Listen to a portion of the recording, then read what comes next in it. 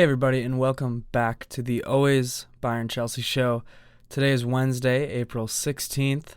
As I'm recording this, I will hopefully have this out soon. I'm thinking about just doing this one as a standalone episode. But yeah, it is a sad day today. FC Bayern Munich has been eliminated, bounced from the Champions League by Inter Milan just a few short hours ago as I sit here and record this and try to process the match and try to process everything that led up to the match and caused things to go the way that they did.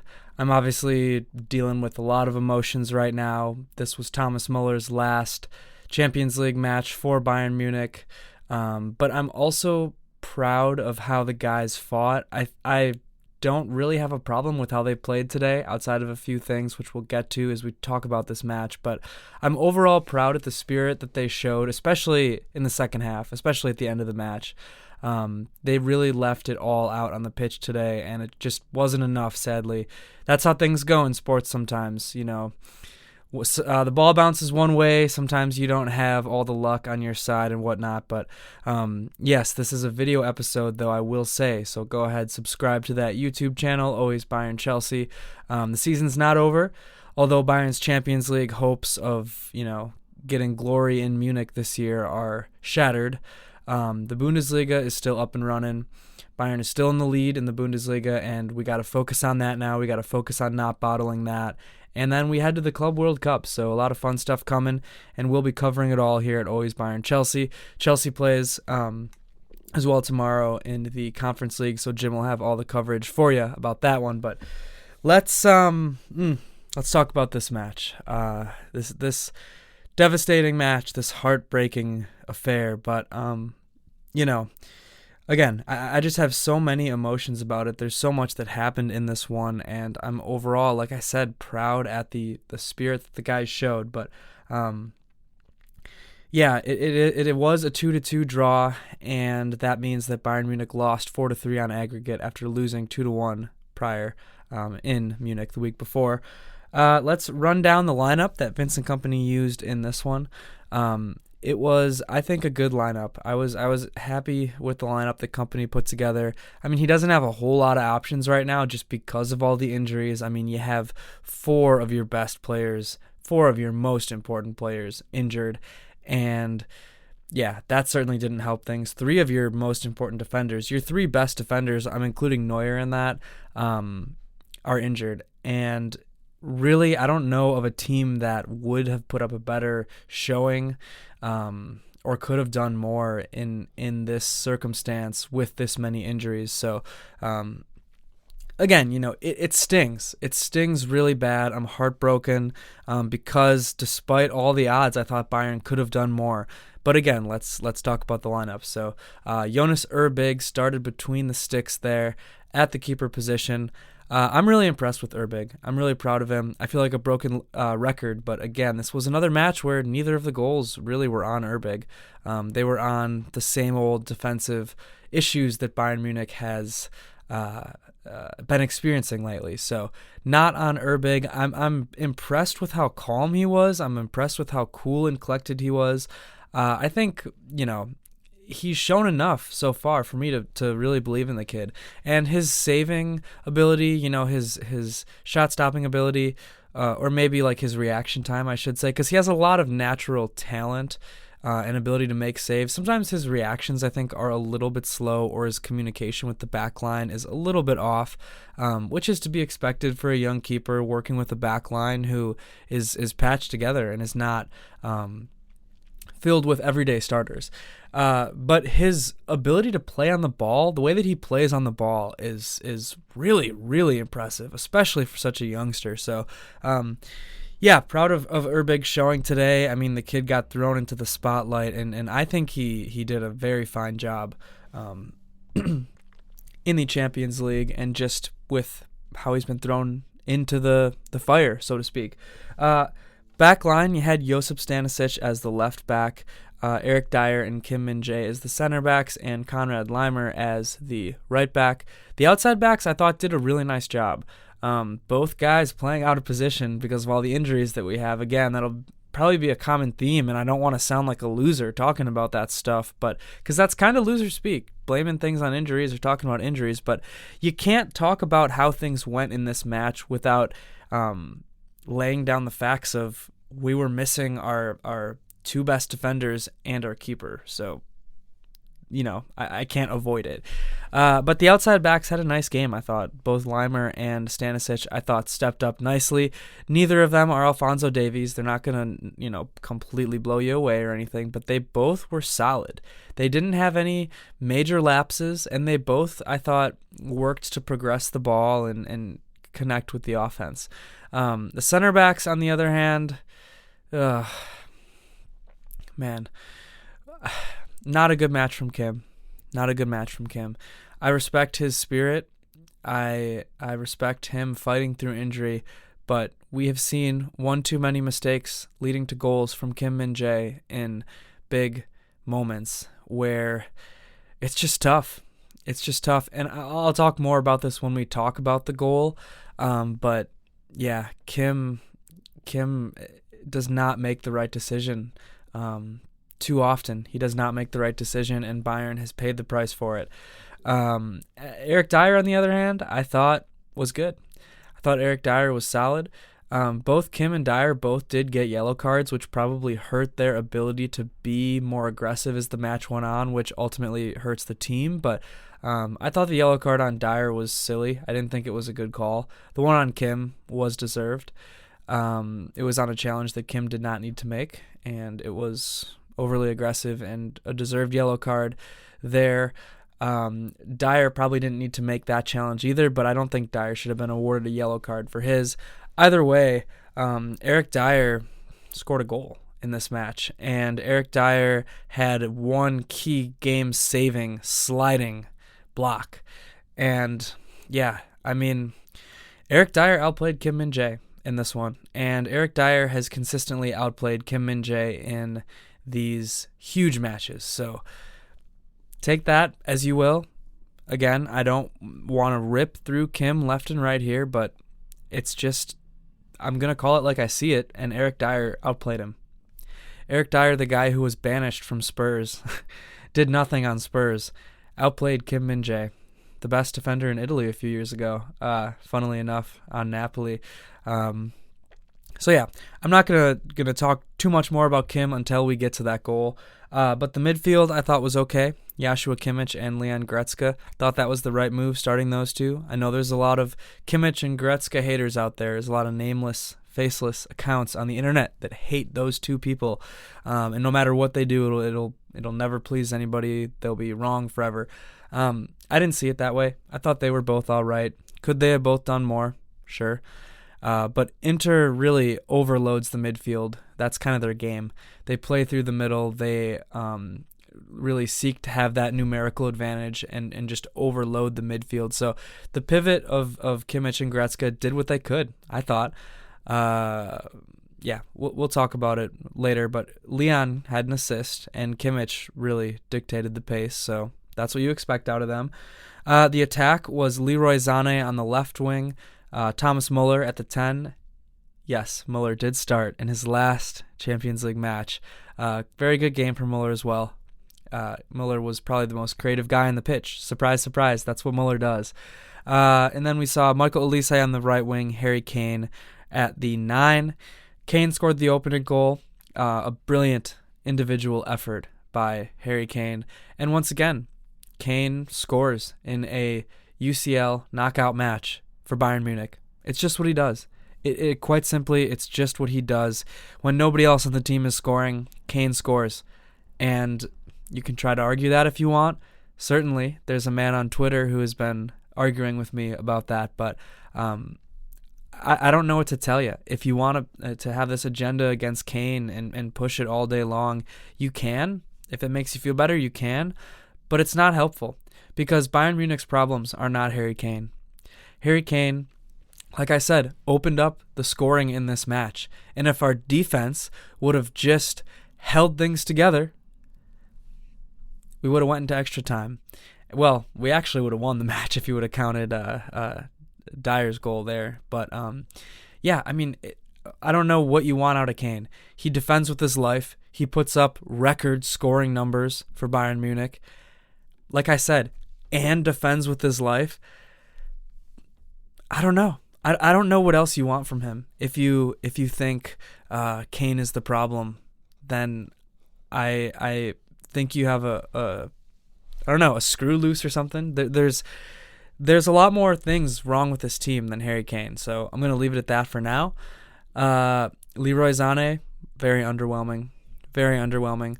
I get the decision to start Sané. I probably would have too. I would have had probably a shorter leash on him and brought in Gnabry. We saw what Gnabry can do over the weekend against Dortmund. I mean, Gnabry has been just lights out lately. By lately, I mean just really the last couple matches. The guy has turned into 2020 Gnabry. The guy's turned into London Gnabry all of a sudden. But Leroy Sané offers a lot. And the way that Bayern was kind of set up, the way I thought they were set up is Olise was really wide, stretching the pitch, and Sané was kind of closer in, hugging that area, I guess, closer to the box, really the area that Musiala would normally occupy on that left side. And Inter crowds the box. Inter has a low block, maybe a mid-low block, and they crowd the box. So it's not easy for a guy like Sané to break through that. But underwhelming game from Leroy Sané. Underwhelming game from Michael Olise as well. I thought Michael Olise was a little bit better than Leroy Sané, but he can be better. And I have high expectations for Olise just because of how good he's been this year for Bayern Munich. So take that as a compliment, Michael, if you're listening. I think you're a great player, a fabulous player. This wasn't your best game. It just wasn't. Credit to Inter. They defended their asses off all game. They really did. And they did it the first leg too. They defended their asses off. Inter, you got to hand it to them. You just got to hand it to them. Great game plan by them. Executed to perfection. Took advantage of Bayern's holes in their defense. Took advantage of the chinks in Bayern Munich's armor. Great game by Inter. Great game. Hand it to them. So yeah, that was how Kompany set up, and as the game started, it was more open than I expected. Both teams kind of had some chances. Urbeg had a nice save in there. Muller was really creative in the beginning, right off the rip. He was super creative, and had we scored an early goal, this match would have looked a lot different. Muller himself had a shot in the beginning, kind of a turnaround shot. Wasn't that hard of a save at the end of the day, but it was a little bit surprising. I think it took the defense by surprise. The ball made it all the way to the keeper, but yeah, it wasn't that hard of a save at the end of the day. I think really that kind of covers the start of the match. Urbeg with some decent saves, Inter lockdown defense, and then the 27th minute was when we saw that bad challenge by Kim getting that yellow card. 45th minute is when that happened to Dier. Again, I made my point about that earlier. You can't have challenges like that in a match like this because it affects your ability to be aggressive later on and to make the hard challenges later on. So that was a bummer.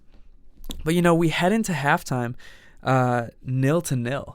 And like I said, there were some decent chances in the first half. There were some half chances in the first half. I thought Bayern was the better team. There was a really good chance where Olise had the ball in front of the net, and somebody on Inter, I forget who it was, but just poked his toe in there as Olise was shooting and saved a goal, essentially. Just getting the nail of your big toe on the ball in that on that one saved a goal. So that's how close Bayern was at some points in this match. They were really just inches away from glory. But yeah, second half starts off, and 52nd minute we see Harry Kane get that goal. It's a nice ball in from Leon Goretzka. I shouldn't even really say ball in, because Goretzka kind of just gets the ball like right above the box and just finds Kane with a nice solid pass. Kane really takes his time with it, and he kind of has a little bit of a move, makes an Inter defender miss, and then just nutmegs somebody else with a line drive ground ball, I guess, if that makes sense. Really mixing up baseball metaphors here, but just a really hard shot on the ground in the corner of the net. Sommer, the keeper, can't even jump, can't even move. It was that good of a shot. And again, that's Harry Kane stepping up. First half, he was a little slow, I thought. Obviously he's had that calf injury. He had sprained his ankle, and he's still out there playing 90 minutes every match. So the guy's hurting, but he still has it in him. He still has it in him to make that awesome shot. I mean, really, really good shot. Really mature, took his time, and banged that goal in, and you could see some light. I could see some light at that point. I thought, man, is this what we needed? Did we break things open and now Inter's going to panic and now we're going to get another one and walk out of here into the semifinals? It didn't happen at the end of the day. But, man, that was a good moment from Harry Kane. And again, I've seen so many people online count him out. Invert the wing. Bayern space. I'm calling you out directly right now. You won't ever see this probably, but if you do, I'd love to have a conversation with you, because nameless, faceless Twitter accounts out there have way too much power and way too much influence over soccer media, football media. These guys are so caught up in the Twitter landscape of the world that they don't see things how they are. It's one game. Harry Kane's a Ballon d'Or candidate. Harry Kane's the best player in the world. Harry Kane's going to win the Ballon d'Or. The guy has one bad game. It's not even a full tie. This is a two-legged tie. He has one bad half, and everybody's on him. Everybody says he's the reason for all of Bayern Munich's problems. He's what sucks. He bottles everything. God, Kane sucks. And it's like, just relax. Just relax, okay? Put your phone down. Put your phone down. Watch Harry Kane with your eyes. Don't listen to the narrative around him. Just watch him. Or look at the stats. Look at how much he scores. He has scored a goal in every single knockout UCL match for Bayern Munich. You know, I was going with this guy on Twitter about it again. You know, Twitter, right? Woo, not the real world. Lazio, 2 goals. Arsenal, 1 goal. Real Madrid, 1 goal. That's Arsenal in the quarterfinals. Real Madrid in the semifinals. 1 goal and 1 assist. This year, Celtic, goal. Leverkusen, 3 goals, 1 assist. Single-handedly beat Leverkusen, the team that won the league last year, the team that had our number. Harry Kane beat him in the Champions League knockout. Inter scores a goal again. And I say that to this guy. He says, oh, Harry Kane always fails. He never shows up. Stinkers in every knockout tie. I list those stats. And he goes, oh, those goals weren't good enough. Oh, there was a penalty in there. Oh, that one was a tap-in. Do goals not count now? Do penalties not count now? I use this as an example because that's the narrative around Harry Kane. And it's so frustrating. It's so frustrating, and I get it. He hasn't won a trophy. He's the best player ever to have not won a trophy. That's saying something, but I'm looking at this through the lens of his time at Bayern Munich, right? I'm a Bayern Munich fan. I'm looking at this through the lens of his time at Bayern Munich. And without him, I don't want to say where I think this team would be without him because it wouldn't be good, and I would maybe get some people coming at me, but there we go. And I get it. Harry Kane's not perfect, right? I talked about this last episode that we talked about the first leg. He missed that sitter in the first leg. Absolute sitter. You have to bury it. If your ankle's broken, you have to bury it, okay? So he's not perfect, but I think blaming your problems as a team, as a club, on your best player, statistically, on the guy who cares so much and who puts his heart and soul into it, and who plays injured, and who scores goals in every big match, right? Every big UCL knockout match, to blame that guy for your problems, it's asinine. And I think it's not helpful. And I think you're never going to be happy if you look at what Harry Kane does in these knockout games and you think, it's not good enough. It's a penalty. It's a tap-in. It's not good enough. You're never going to be happy. So get off of Twitter for a little bit. Put your phone down. It's springtime in Milwaukee. Enjoy it. Enjoy it. All right, listen to some music. Take a deep breath. Enjoy it all, baby. Yeah, 58th minute.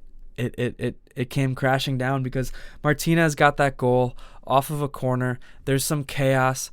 The ball ping pongs back and forth. Kimmich tries to clear it out, fails to clear it.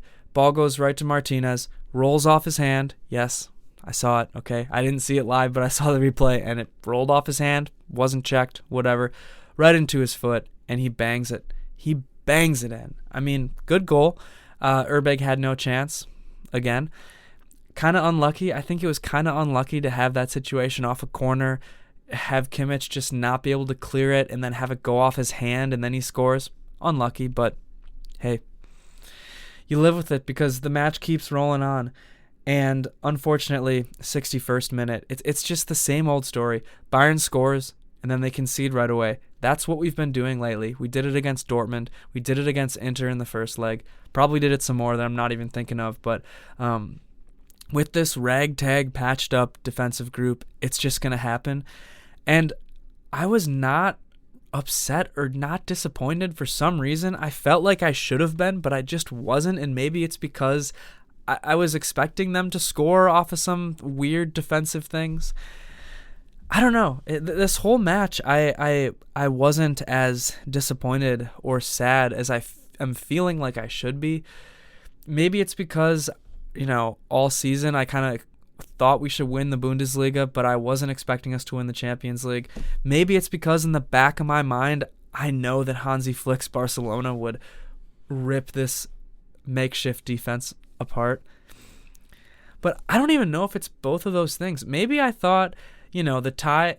I'm trying to rationalize this right in my head. I sent Jim a voice message about this earlier. Like, am I not so sad because I thought maybe the tie was over when all these other injuries happened? Maybe I thought the tie was over when Muller didn't start last week. Maybe I thought the tie was over when Sacha Boey, instead of playing defense, ran up, missed the ball, and let up a goal.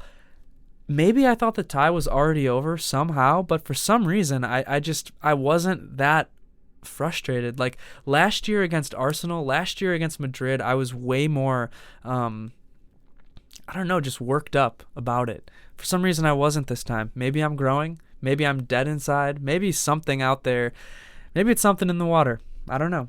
But yeah, 61st minute, Pavard got the second goal there for Inter off of a corner again, and Kim Min-jae just didn't jump. He just decided not to jump, and Pavard just jumped over him and headed the ball right in. Yeah, this is the second year in a row in which Kim's individual mistakes have led to goals in the most key UCL knockout moments. And I don't say this lightly, but I don't think he's up to the task. Maybe his positioning was wrong. Maybe he didn't see the ball well enough. Maybe it was a miscommunication. Maybe his Achilles is so gone that he couldn't even jump physically. I hate to call out an individual player. I really do. I hate to rag on the guy. I really do. Because he's fighting. Because he's playing through all these injuries. Because he's been worn into the ground. Because Vincent Kompany played him 90 minutes every match when they were up 4-0 against the worst team in the table. He wouldn't go to Eric Dier for whatever reason. And now Bayern's paying the price. Kim's paying the price because Thomas Tuchel did it last year too. And it just seems like Kim isn't good enough at this point for this stage. I'm not saying kick him off the team, but I'm saying get another center back to challenge for that starting role. I'm saying next year, if we have the same center backs and we're in the Champions League quarterfinals and I'm making a lineup, I'm not starting Kim. I'm starting Upamecano and I'm starting Eric Dier. It's crazy to say, right? But Eric Dier outplayed Kim Min-jae this year, last year, in the UCL knockout stages. Kim is a great player. He has great qualities, great talent. I'm just not playing him in these big matches. I don't think you can risk it anymore. I really don't. I'll play him in the Bundesliga. I'll rotate him with hopefully another center back that you buy and Eric Dier. But I'm not playing him in these matches anymore. I'm just not. I'm just not. He didn't jump. He didn't jump and try to head the ball away. He's too aggressive with his positioning for these kinds of moments. He just is. And I think he's a nice guy. I think he has a lot of individual talent, like I said, but I'm just not playing him in these moments. I really can't. 65th minute, we have some subs. Good subs by Kompany. I think Kompany managed this game well, and I don't think he always does manage the games well, but this one I think he did. Serge Gnabry comes on. Rafa Guerreiro comes on. Leroy Sané, Kim Min-jae come off. Good subs. Like I said, clearly switching to a more offensive style of play, right? You got to get some goals now. You're down at this point 4-2 aggregate. You need some goals. And, like I said, Bayern was working so hard and they gave up those goals, and that kills me. That kills me because they worked so hard all game to get those goals and then instantly squandered it. But after that, you see that big Eric Dier save.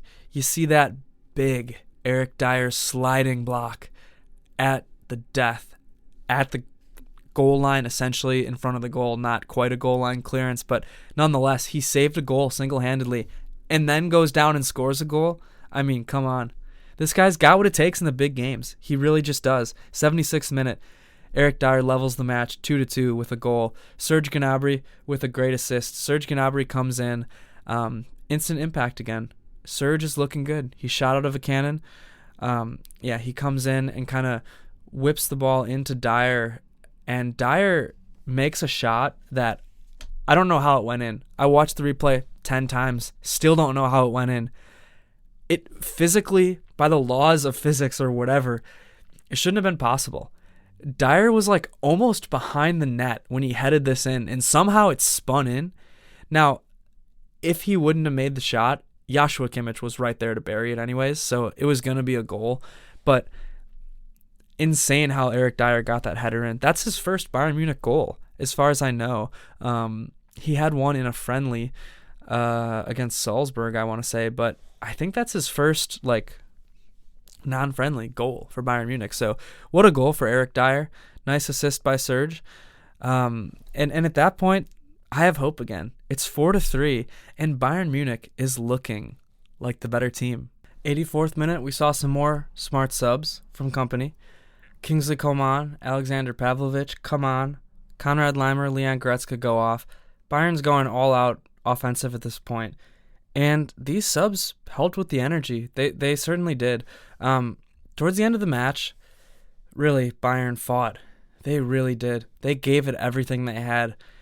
And it wasn't enough, but it makes me proud to support this team. It makes me proud to support this club based off of the spirit that they showed in these final dying minutes. Stoppage time specifically, Bayern was desperate. And Inter collapsed. They really did. Complete, utter collapse. They couldn't string together 2 touches. They couldn't string together 1 pass. They were dead. Bayern had completely worn them out. They had no more legs. Might have as well been crawling out there. That's how dead they were. And again, this sounds like loser talk, I'm sure. I'm a loser today. My club lost. What can I say? If the match would have been 5 more minutes, Bayern would have scored. Guarantee it. Guarantee they would have scored again. I still don't know how they didn't score in stoppage time. It really looked like they did. Tons and tons of chances in stoppage time. Muller had a chance that he skied, unfortunately. Kane had a chance that he skied. This isn't all in stoppage time, but this is all at the tail end of the match. Muller over the crossbar. Kane over the crossbar. Coman over the crossbar. Gnabry had a chance in there too, and Bayern was fighting. They were, but nothing went in the net. Nothing went in the back of the net. And for as dead as Inter was, they somehow held it together. They really did. If this match, like I said, if it would have went in 10 more minutes, if it would have went into extra time, I think Bayern would have scored 2-3 more goals. I really do. That's how it was looking at the end of this match. And that's part of the reason, too, why I'm proud of this Bayern Munich team, because, just because of it all at the end of the match there. So we lose, we don't advance. Inter advances to play Barcelona, and the other side of the bracket, if you're curious, will be PSG versus Arsenal.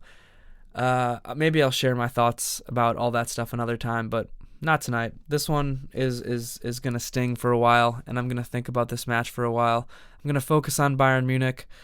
There were some things that could have went our way, especially in that first leg, that didn't. And it's gonna haunt me. Now we focus on the Bundesliga. Let me give a few match awards. Moment of the match, man, that one's really tough, but it was those things that I talked about. I think it was all the stuff that happened leading up to this match. Thomas Muller, injuries, all that stuff. It was stacked against Bayern. The late concession in leg one. Those were the things that ended up deciding this tie. Man of the match, I'm giving it to Kane. Boy, oh boy, did I rant about Kane in this episode, so I won't say a single more word because I probably pissed off a lot of people, but it's how I feel, right? It's a game. I'm talking about how I feel about a game. Don't sweat it too much. Robin, Thomas Muller. Yeah, I thought he was the most creative guy for most of the match. He trailed off in the second half, it's for sure. He did. He really did trail off in the second half, but beginning of this match, he was the most creative guy. He was making chances. We could have finished one of his chances, but we didn't. Underrated fireball, Eric Dier. That sliding block at the end, that goal to give us some hope, to bring me back into the match, to breathe life into this team. It's Eric Dier. Defender, Jonas Erbig. I'm proud of the kid. I really am. I don't even know, would this have gone different if we had Manuel Neuer? I don't know, maybe. Maybe the team would have just played differently. Maybe the team would have just played more confidently. I don't think any keeper is really saving these shots. I really don't. Hey, maybe we shouldn't have brought Neuer back to train so hard over the international break. Maybe we shouldn't have done that. Then he wouldn't have re-injured his calf. But, something with Bayern Munich and bringing back guys too early from injury this year, man. Something about it. I don't know why we do it. Let them rest. Let them heal up. And then bring them back. Especially when you're an older keeper and you're training over the international break. What's the point in going so hard right away? Neuer would have been healthy by now. But it's water under the bridge. That's about it, I think. I really do. I think that's about it. We go to the Bundesliga now, and we face Heidenheim this weekend. We're 6 points ahead of Bayer Leverkusen. We better win the league. We do. Because if we don't win the league, hey, rightly or wrongly, people are coming for Kompany. Kompany's head is on the chopping block if we don't win the league. There's a lot that I respect about Vincent Kompany right now. He's met to exceeded my expectations, and you might say, Danny, what are you doing? Bayern Munich? Your expectations are in the gutter. But no, my expectations were to win the league. They weren't to win the Champions League.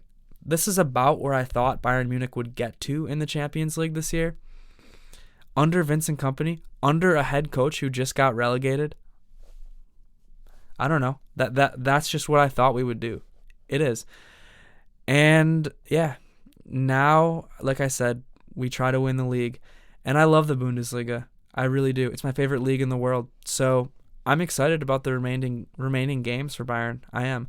I'm excited to try to bring that Meisterschale back to Munich. I think it's going to be awesome. But yeah, for as much as I respect about Kompany, I respect his style of play. Overall, I think there's some tactical naivety, but I respect what he's trying to do overall. I respect his philosophy. I respect how he handles the players. I respect how he handles the media. He's gotten the club to buy back in. He steadied the ship after a tumultuous era under Thomas Tuchel. That's about what you can ask for. If he brings the league back to Munich, that's about what you can ask for in his first season. He's a young coach. He just got relegated. It's about what you can ask for. Now, his weaknesses, right? He didn't rotate guys all year. He didn't take Eric Dier off the bench when we were up 4-0 against the bottom table teams.